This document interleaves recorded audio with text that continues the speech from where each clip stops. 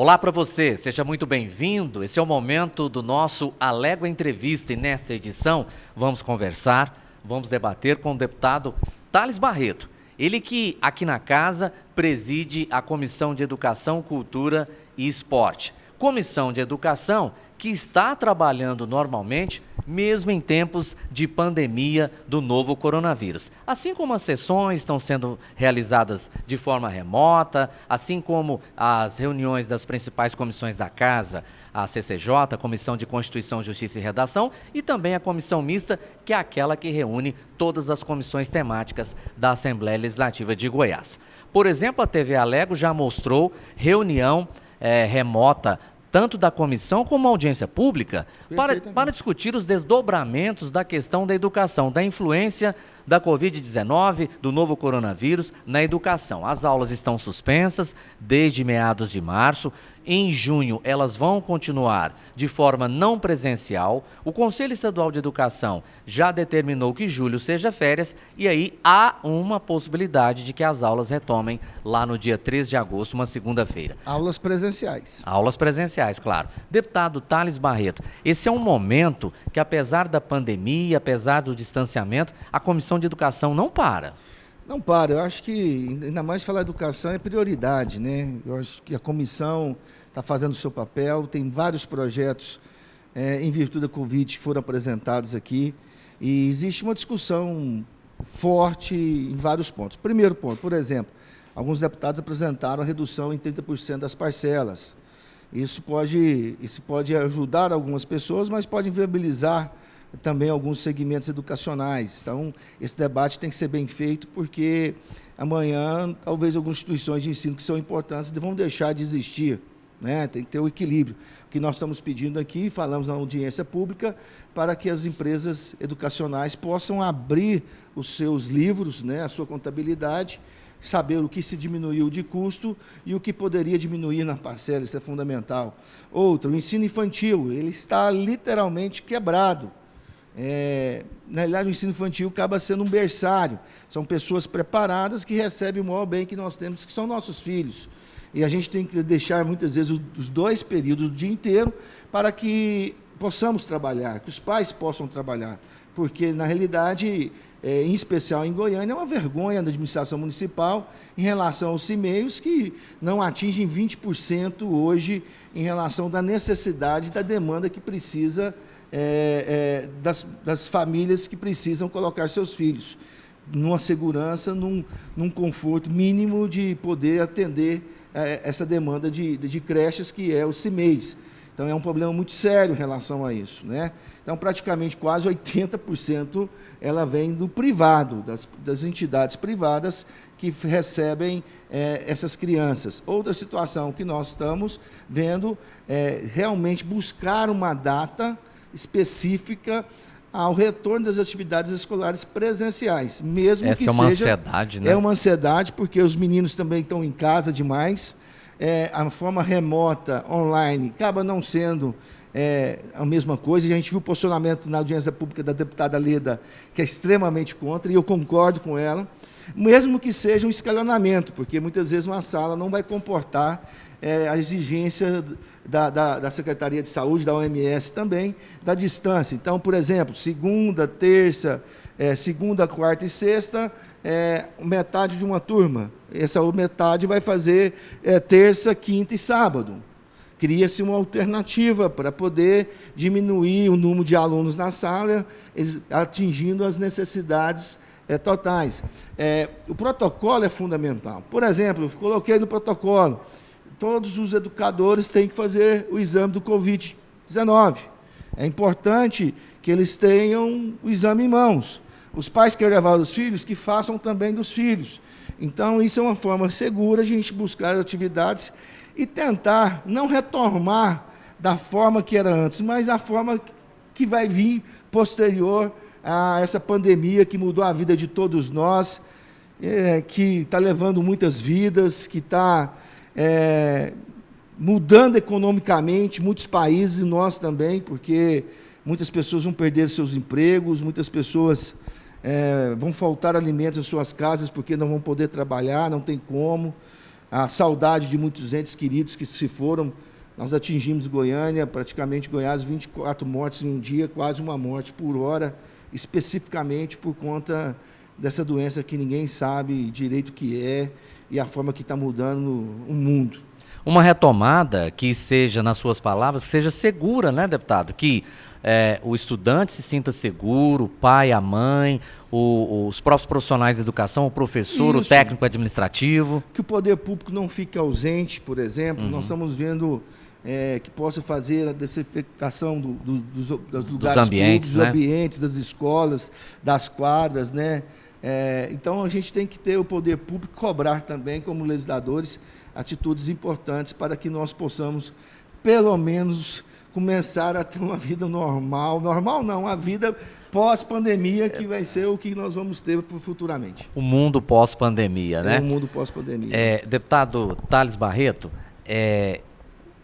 esse apoio que a Comissão de Educação vem feito, acho que é preciso a gente destacar isso, né? Porque o setor educacional muitas vezes fica esquecido, o Conselho Estadual de Educação muitas vezes não tem vez, não tem voz, que dirá os conselhos municipais de educação de Goiânia, de Aparecida, das cidades do interior, e a comissão exercendo esse papel, dando voz a esses conselhos, aos profissionais, a quem está lá na ponta, quem vive isso, para que se faça um melhor debate. Esse é o sentido da comissão, esse é o sentido do Poder Legislativo. E eu, como presidente da comissão, eu já fiz mais ou menos umas 7, 8 reuniões remotas com eles, e é importante agora envolvê-los com os outros parlamentares, né? A gente é apenas o presidente da comissão, mas a comissão também vai ter novas novidades aí. Eu apresentei um projeto importante na área da cultura e da área do esporte, onde nós estamos tendo um auxílio emergencial aos profissionais que foram os primeiros a pararem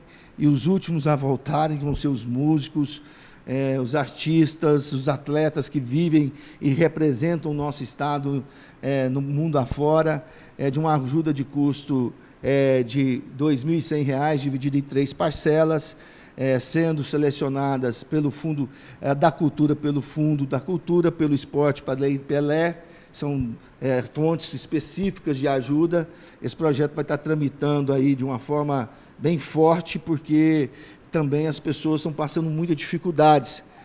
Hoje, pessoas que já nos alegraram, que fazem a nossa história, que fazem a nossa diversão, e hoje estão praticamente abandonados, e esse projeto nosso é para isso, e nós vamos estar buscando outras alternativas através da comissão para poder os ajudar da melhor forma possível, com dignidade, com respeito e com segurança. Então, a comissão ela não está parada, ela está elétrica, ela está forte, nada nos impede aí de poder fazer o nosso papel, só Deus, né? Porque a gente acredita muito nele e a gente pede muito ele disposição para que isso possa ocorrer. Pegando esse gancho do desportista, quando ele vai lá fora, disputa uns Jogos Pan-Americanos, até mesmo a Olimpíada, representa Goiás, ganha uma medalha, tem uma boa posição, nós que enchemos o peito de orgulho, não é? Verdade. Por exemplo, a gente pega Goiás, tem uma família Fernandes que deu muito orgulho para nós. Do ciclismo, né? Ciclismo. Você que já cobriu várias vezes essas meninas, principalmente as mulheres, né? Hoje estão em dificuldade, porque não tem prova, elas vivem de patrocínio, mas nós vamos buscar novas alternativas. Esperem novas ações importantes que vocês vão ficar surpresos pelas nossas ações que nós vamos estar fazendo na Comissão de Educação, Cultura e Esporte. Importante, né? Acho que pegar esse gancho também, deputado, que aqui na casa tem uma praxe, um costume de alguns deputados darem preferência para algumas comissões e, às vezes, até evitarem certas comissões. Mas o que a maioria diz, e me parece que é verdade, o presidente da comissão faz a comissão funcionar, Com certeza. Né? A comissão atuou ano passado de uma forma incisiva, cumprimos metas importantes, e eu tenho certeza que, com pandemia, nós vamos ainda mostrar que a Assembleia é importante para o povo de Goiás, e, em especial, a Comissão de Educação, Cultura e Esporte, que vai estar contribuindo e ajudando muita gente.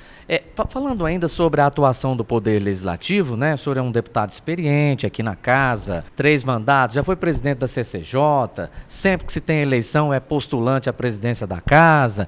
Eu queria que a sua avaliação desse atual momento do Poder Legislativo, que vem tendo uma atuação incisiva, votando os projetos, a Casa, de forma unânime, decidiu pela doação de 10 milhões que seriam lá para as obras da nova sede. Esse dinheiro vai para a OVG, aliás, até já foi para a OVG, para prevenção e combate ao novo coronavírus. As votações aqui de projetos de estado de calamidade pública, para o estado, para Goiânia, para outras cidades do interior. Tem muitas matérias do Recentemente, por exemplo, isenção de CMS nas contas de energia para quem tem um baixo consumo, enfim. Imagine se a casa estivesse parada. Porque nós temos um presidente também, da mesma forma das comissões, nós temos um presidente atuante. O presidente Luiz Salva é uma das grandes revelações políticas do nosso estado, dinâmico.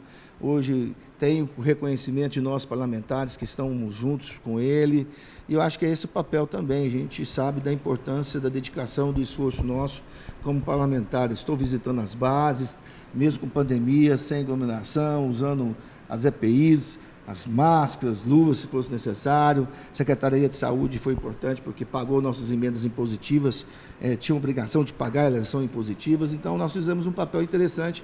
Eu acho que é isso que é o nosso trabalho. Mas, indiscutivelmente, pela liderança, também pela dedicação de todos os parlamentares coordenados pelo deputado Luiz Salva. Lembrando que o deputado Thales Barreto é pré-candidato a prefeito de Goiânia pelo PSDB. As eleições municipais desse ano estão marcadas, seu primeiro turno, para o dia 4 de outubro. O novo presidente do TSE, Tribunal Superior Eleitoral, o ministro Barroso, já disse que são as autoridades sanitárias que vão decidir se as eleições serão no dia 4 de outubro, se as eleições serão adiadas para novembro, para dezembro. Queria saber sua avaliação, sua posição pelo seu traquejo, né, até como político experimentado. Qual deveria ser a melhor condição? É manter a data, é adiar? A principal visão disso é saber preservar vidas. Fazer uma eleição que a gente possa contaminar as pessoas é injustificável, né? Eu já acho que o número de votantes nessa eleição vai ser bem abaixo do normal. Muitas pessoas vão estar evitando filas, aglomerados, até mesmo toque. E eleição é isso, né? A gente sabe que quando você tem eleição, há um movimento generalizado. Apesar que essa eleição ela é rápida, porque, na realidade, você tem 2 votos apenas, que é o voto do prefeito e o voto do vereador. Então, mas é um momento muito difícil, a gente tem que saber sentir o momento. O Barroso deve fazer alguma manifestação sobre isso. Na minha visão, as eleições devem ficar em outubro, né? Devem ficar em outubro. É difícil fazer essa mudança dentro do Congresso, de que forma vai ser feita, né? Mas ela, de qualquer forma, tem que acontecer esse ano, ela está na Constituição. Então, eu tenho convicção que nós estamos tentando fazer um novo projeto político, num momento de pandemia. A gente decidiu ir para a eleição porque nós vimos uma cidade, infelizmente, bagunçada, encardida.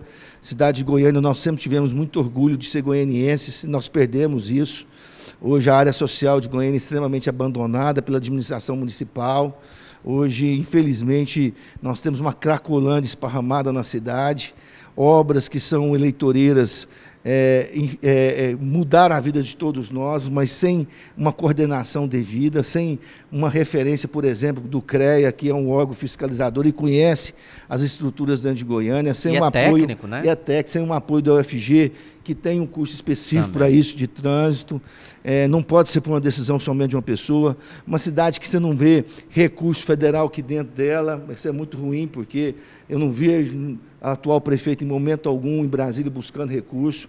Você não vê uma coisa importantíssima, que é as emendas dos deputados federais, porque a esposa sempre foi candidata federal e nunca aceitou que esses recursos pudessem vir para Goiânia, para ajudar e beneficiar o goianiense. A prova está aí, nós estamos falando da falta de CIMEIs, o tema foi tocado agora na nossa comissão. Nós estamos falando que a prefeitura não fez sua parte e não cumpriu as promessas do número de vagas do CIMEIs, onde que seu filho fica, isso é muito ruim. A saúde de Goiás, eu fui visitar o cais do Jardim América, eu fiquei triste porque lá era um cais para transformar em UPA para ter recurso federal. O prefeito chegou e falou, em 6 meses eu vou entregar a UPA para vocês. E com o dia que eu fiz lá, fez 3 anos e 1 mês que a UPA, o cais do Jardim América está fechado, deixando de atender uma grande parte da comunidade daquela região.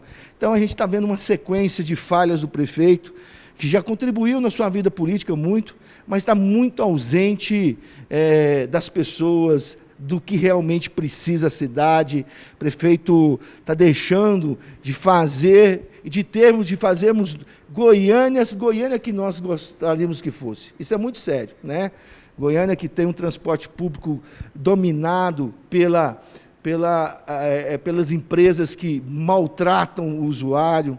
E aí o prefeito, quando ganhou uma eleição, ele falava, em 6 meses eu vou consertar o transporte público. Aí a gente vê o prefeito reclamando do transporte público, que ele foi responsável, que ele tem amarras com esse grupo político, com esses grupos de empresários. Então a gente vê que está na hora de mudança, está na hora das coisas virarem para que nós possamos fazer uma Goiânia que nós queremos, uma Goiânia que possa ser orgulho de todos nós. Eu fui visitar o transporte público de Curitiba, e lá eu vi o curitibano com orgulho da sua cidade, com o transporte público, com os terminais com ar-condicionado, com os ônibus com ar-condicionado, Wi-Fi esparramado para tudo quanto é lugar, ponto de ônibus unificados e com qualidade.